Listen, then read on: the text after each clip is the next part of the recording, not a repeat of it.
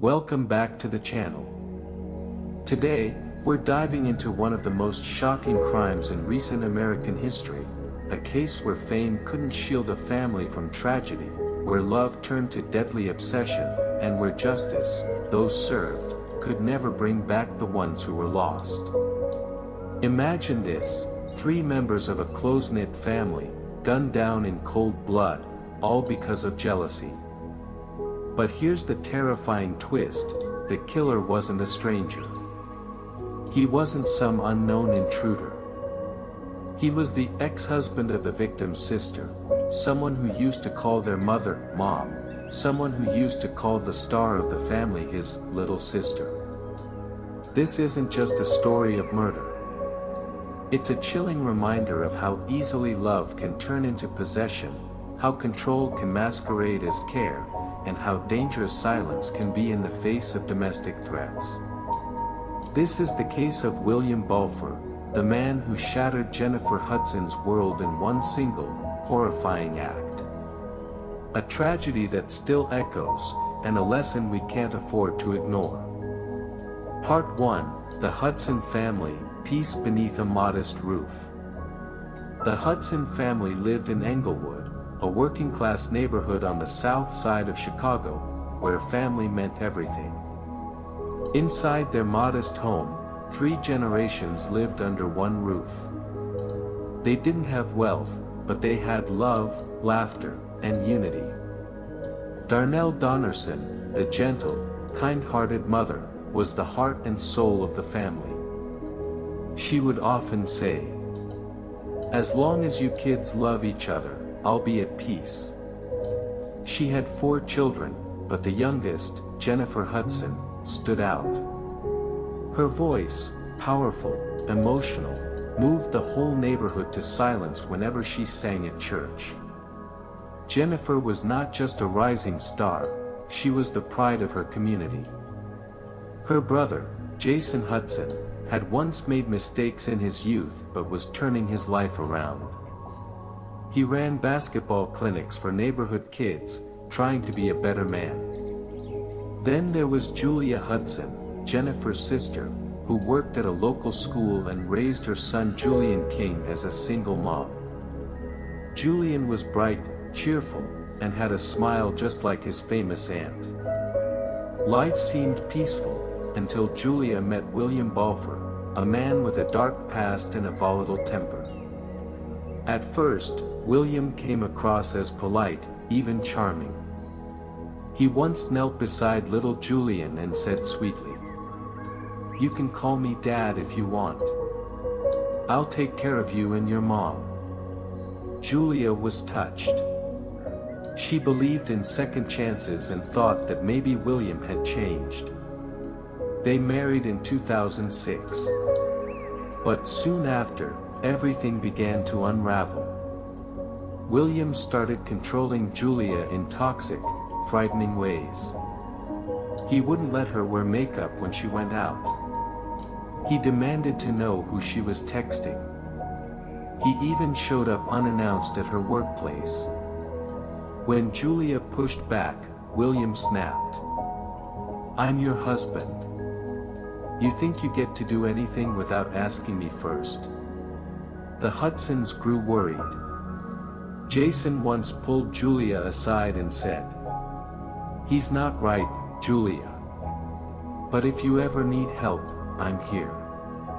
Julia listened, but maybe out of fear, or hope, she stayed. Darnell, their mother, tried to be patient. She believed people could change. But William only got worse. Neighbors later recalled hearing screaming matches between William and Julia at night, shouts, doors slamming, things breaking. And then came the moment that would later haunt everyone, the warning William uttered more than once. "If I ever catch you with another man, I'll kill your whole family." No one thought he'd go through with it. No one believed those words would soon turn into a nightmare. But William Balfour wasn't bluffing. Part 2: Obsessive Jealousy, the spark that lit the fire. While most murder cases stem from financial disputes or deep-seated hatred, this one was fueled by something far more deceptively human: jealousy. But this wasn't ordinary jealousy. This was toxic, a kind that turns love into control, and control into murderous threats.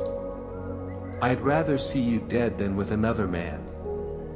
That's what William Balfour once shouted into Julia Hudson's face after she decided to walk away from their painful, dysfunctional marriage. Julia had finally had enough. She knew William had gone too far. He didn't just interrogate her about every phone call, he stopped her from seeing friends, even took her car keys just to teach her a lesson. One day, Julia gathered all her courage and said, "I don't love you anymore. Please, just let me go." William stared at her. No shouting. No tears. Just clenched teeth and a twisted grin. "Let you go? Fine. But once I let go, you won't have anything left to live for." It wasn't just a threat, it was a declaration of war. A man with nothing to lose. By this point, William Balfour had nothing left: no wife, no job, no future. He'd already served time for armed robbery and was still on parole. Now, the one woman who still gave him a chance had finally turned her back. In William's twisted mind, this wasn't just a breakup. It was humiliation, a wound that, in his view, could only be healed with blood. And it wasn't just Julia he was watching. William began lurking around the Hudson home, eyes filled with quiet rage. A neighbor recalled hearing him mutter under his breath, "They think they're better than me. Just wait." The final spark, a photo and a text. The breaking point came the night before the tragedy. William had seen a photo of Julia with a new man, smiling, glowing, full of joy he hadn't seen on her face in months. According to people close to him, that night, William drank alone. He smashed his phone against the wall, broke a chair over the dresser, and raged like a man possessed. "She thinks she can replace me. I'll show her. No one leaves me and walks away happy." Jealousy had morphed into a deadly promise. October 24, 2008, the day everything went dark. On the morning of October 24th, Chicago was cold and gray. Inside Darnell Donnerson's modest home, the family started their day like any other. No one knew that William was nearby, with a gun in his pocket. No one knew that within minutes, 2 lives would be gone, and a young boy would vanish without a trace. Part 3, The Day of Blood, When the Monster Came Home. Friday morning, October 24, 2008. It was supposed to be an ordinary day in the Hudson household. Grandmother Darnell Donnerson was in the kitchen preparing breakfast. Her daughter Julia Hudson had just left for work at a nearby elementary school. And 7-year-old Julian King, Julia's son, was sleeping peacefully in his bed. Everything was calm. Everything felt safe. But behind that illusion of peace, a storm was coming. At around 9 a.m., there was a knock at the door. It wasn't a stranger. It was William Balfour. Darnell opened the door, probably thinking it was just her former son-in-law stopping by, perhaps to see his stepson, or to talk things through with Julia. But Julia wasn't home. And William wasn't here to talk. What happened next would only be pieced together later through forensic evidence and terrifying silence. At some point after entering, William pulled out a gun. He shot 57-year-old Darnell Donnerson, a woman who had treated him like her own, in cold blood. Then he turned the gun on 29-year-old Jason Hudson, Julia's brother, who had come out of his room upon hearing the commotion. Bang! Bang! 2 members of the Hudson family were murdered in a matter of minutes. The most haunting part of the story is what happened next. After killing Darnell and Jason, William didn't flee. He walked through the house. Methodical. Controlled. As if searching for something, or someone. He found Julian. A 7-year-old boy, barely tall enough to reach the doorknob, staring in horror at the man who had once played father to him. What went through William's mind in that moment? Did he hesitate? Did he see the fear in Julian's eyes and feel even the slightest pang of mercy? We'll never know. But one thing's certain, he didn't leave the boy behind. He took Julian with him. And vanished. Later that day, Julia came home from work, completely unaware of the horror that had unfolded just hours earlier. She found her mother's lifeless body sprawled near the kitchen. She screamed, ran outside, called the police. Jason was discovered in his bedroom, shot in the head. Julian was gone. The scene was more than just a double homicide, it was a family massacre. And the only hope left was a missing boy whose fate was unknown. Part 4, The Desperate Search, a city looking for Julian. Police rushed to the scene around noon on October 24, 2008, responding to a frantic 911 call from Julia Hudson. What they found left even seasoned investigators shaken: 2 lifeless bodies, Darnell Donnerson and Jason Hudson, shot execution style inside the home. But what made the situation even more chilling was the mysterious disappearance of 7-year-old Julian King. The manhunt was launched immediately. Federal agents, special task forces, and hundreds of volunteers were mobilized. Social media, radio stations, newspapers, even national TV shows, broadcast Julian's photo non-stop. Jennifer Hudson, the famous singer and actress and Julian's aunt, flew in from Florida and stood before the press, tearfully pleading with the public. "My nephew is only 7 years old. If anyone has seen Julian, please, bring him home. He doesn't even understand what's happening." Jennifer's emotional appeal turned the case into a national emergency.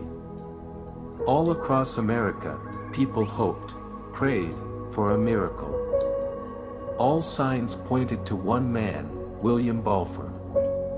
He had previously threatened Julia, fired a gun in fits of rage, and even told her that if she left him or dated another man, he would kill the whole family. But evidence was still thin, and the police needed a legitimate reason to detain him. Fortunately, William was on parole from an earlier conviction. His suspicious behavior and potential presence at the scene gave the authorities enough reason to hold him temporarily, at least to prevent him from fleeing. Police traced William's phone data from the morning of the murders. Records showed his device pinged cell towers near the Hudson home during the time of the killings. Even more suspicious, by 10 a.m., his phone had moved west, toward a deserted area of Chicago, rarely frequented by anyone. Could that be where Julian was taken? A new phase of the manhunt began. 3 days passed. No clues. No ransom note. No signs that Julian was alive. Silence had never felt so terrifying. Hour by hour, hope slowly began to fade. People gathered in vigils, distributed flyers, shared Julian's face everywhere. But deep down, everyone knew that miracles don't always come. Part 5, The Truth Uncovered, The SUV and the Secret in the Trunk. October 27, 2008. A phone call from a Chicago resident jolted the police. A white Chevrolet Suburban SUV, matching the description of the missing vehicle from the Hudson family murder, had just been spotted parked quietly on a side street. No license plates, no visible owner, and most chillingly, no one inside. Authorities immediately sealed off the area. But no one could have predicted the horror waiting inside. Officers approached and opened the vehicle. The air inside was thick and suffocating, like it had been sealed too long. And then, they opened the rear compartment. Inside was the lifeless body of 7-year-old Julian King, curled up in the trunk. He had been shot multiple times in the head, a cold-blooded execution with no chance to cry out for help. The entire street fell into silence. No cars moved. No birds chirped. All remaining hope had just been shattered. When the news reached Jennifer Hudson, she could only whisper, "No, it can't be." Then she collapsed into the arms of her family. Social media exploded. Millions around the world shared in the grief. Condolences poured in from every corner of the globe. But nothing could ease this kind of pain, a family wiped out in mere hours, a child mercilessly executed. With Julian's body found, police had no more doubts. William Balfour was officially arrested and charged with 3 counts of first-degree murder, kidnapping a minor, home invasion, and illegal possession of a firearm. All the evidence pointed directly at him. His phone's location history, eyewitness testimonies, past threats against Julia, and most damning, his DNA and gunpowder residue found on shell casings at the scene. Why would William murder the entire family of a woman who once loved him? The answer is even more disturbing. He couldn't stand the fact that Julia had a new boyfriend. Jealousy, wounded pride, and buried rage boiled over, and that day, he chose to turn heartbreak into a bloodbath. This wasn't just a murder, it was a personal vendetta carried out with ruthless cruelty. Part 6, An Irreparable Loss, a call from truth. Some wounds heal with time. But others cut so deep, they leave scars that never fade. The deaths of Darnell Donnerson, Jason Hudson, and young Julian King were not just a family tragedy.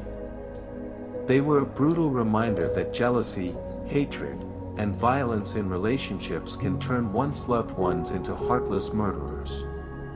Jennifer Hudson, a star with a voice that moves millions, lost almost everything in a single day. And the most painful truth: no sentence will ever bring them back. William Balfour was ultimately sentenced to life in prison without the possibility of parole. But is justice truly served when the life of an innocent child is snuffed out by blind rage? Behind the spotlight, behind the smiles on stage, was a shattered heart, a sister who had to identify her baby brother's lifeless body inside a cold car trunk. And if you're still watching this video, please take a moment to think about your loved ones. Don't let anger or selfishness take control. Because sometimes, just one moment of losing yourself can cost a lifetime of grief. Thank you so much for staying with us until the very end.